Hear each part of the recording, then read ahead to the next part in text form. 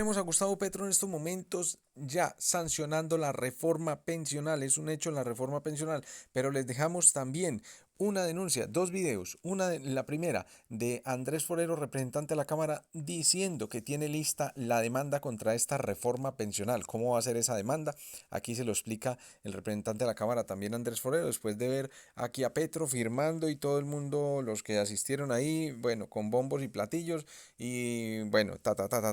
Y al final les dejamos también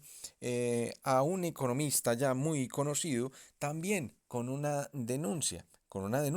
hablando sobre los dos puntos que según él, Gustavo Petro no toca ni habla de ellos en la reforma pensional porque perjudican a los pensionados. En compañía de todos ustedes.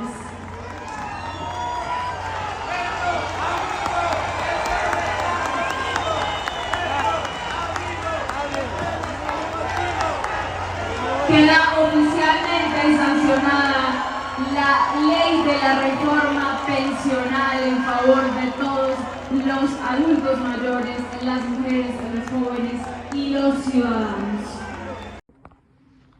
El presidente Gustavo Petro logró que de manera inconstitucional el Congreso de Colombia le aprobara su reforma pensional. Y es que en la práctica se robaron el cuarto debate en la plenaria de la Cámara, donde sin la deliberación y sin la publicidad que exige la Corte Constitucional para la aprobación de una ley, las mayorías afectas al gobierno decidieron acoger de manera íntegra y sin discusión el texto que había sido aprobado en el Senado. Centro Democrático está de acuerdo con ayudar y con subsidiar a aquellos adultos mayores que por distintas razones no llegaron a las semanas suficientes para poder tener una pensión, pero eso se puede hacer, como reconoció el propio gobierno, sin necesidad de la reforma y sin poner en riesgo las pensiones futuras de los jóvenes de hoy y sin afectar a aquellos cotizantes de entre 1 y 2 salarios mínimos de los fondos de pensión privados que ahora con la nueva ley van a tener que cotizar prácticamente 3 años más, poniendo en riesgo sus pensiones. Por esa razón, el Centro Democrático va a interponer una demanda de inconstitucionalidad apenas el presidente estampe su firma en la ley.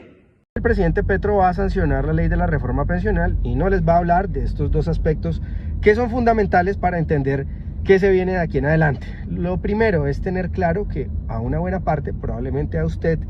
una buena parte de los trabajadores del país, esta reforma les recorta la mesada pensional que van a obtener cuando cumplan los requisitos, cuando llegue el momento en su vejez. ¿De cuánto es ese recorte? Pues depende de su nivel de ingresos, depende de si entra o no al régimen de transición. En ese caso no hay recortes, pero si está fuera del régimen de transición, como la gran mayoría de trabajadores, pues es muy probable que a usted le estén recortando desde hoy esa mesada pensional que va a recibir en el futuro. Es clave entender y calcular en cuánto o de cuánto va a ser ese recorte para planificar su vejez desde el punto de vista financiero. Y el segundo aspecto es que esta reforma, como hace más insostenible el sistema pensional, agrava el problema financiero que ya teníamos, que era muy grande antes, pues ahora lo agrava, lo hace todavía peor, pues hace más necesarias y más urgentes nuevas reformas pensionales, que probablemente lo que van a intentar hacer es a reducir todavía más esas mesadas futuras, cambiando diferentes parámetros, como dicen los expertos, como la edad de pensión, como el periodo en el cual se calcula la mesada, con el cual se calcula la mesada pensional, pero en fin, lo que significan, en lo que se traducen esas medidas, es en recortes adicionales al que ya vamos a hacer oficial desde hoy, recortes adicionales a las mesadas. En síntesis, hoy lo que estaremos viendo es el comienzo del fin de la pensión estatal, o diríamos también la firma del acta de defunción de la pensión estatal, del sistema de pensiones estatales, como el gran sustento, el gran pilar de la seguridad financiera de los trabajadores en la vejez. De aquí en adelante, la pensión estatal, el ingreso que se reciba por la pensión estatal va a ser, y cada vez más, una parte más marginal de los ingresos